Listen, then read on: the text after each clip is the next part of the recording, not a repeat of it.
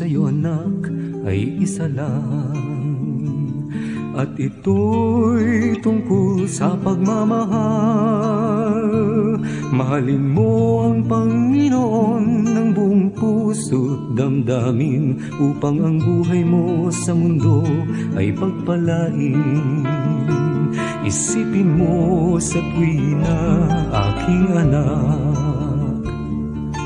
ang kanyang mga kautusan. Unahin mo sa lahat ng bagay ang kanyang kaharian, at ang iyong mga pangangailangan ay kanyang tutugunan. At sa iyong paglaki, aking anak, huwag mo hayaang ikaw ay pag-api sa tukso ng kamunduhan, pagkat ang dulot nito'y kamatayan.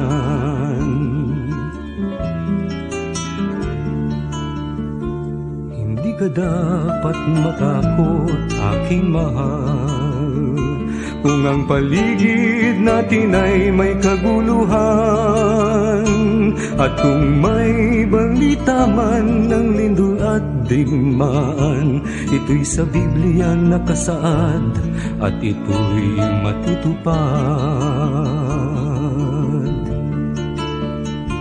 Gawin mong sandigan, aking anak, ang banal na kasulatan, pagkat ito ang katotohanan, ang salita ng Panginoon, ang tunay mong gabay sa lahat ng panahon.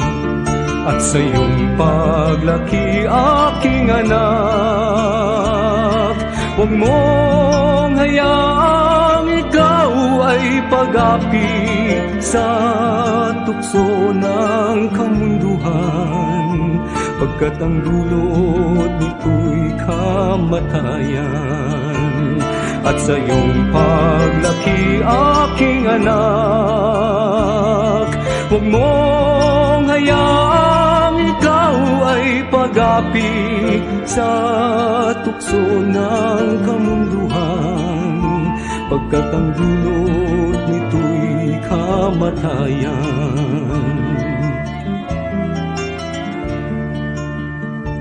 Pakinggan mo ang awit ko, aking anak, pagkat ito'y nagsasaad ng buhay.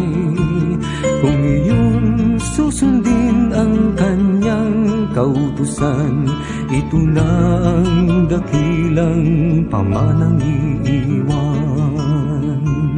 Ito na ang dakilang pamanang iiwan. Ito na ang dakilang pamanang iiwan.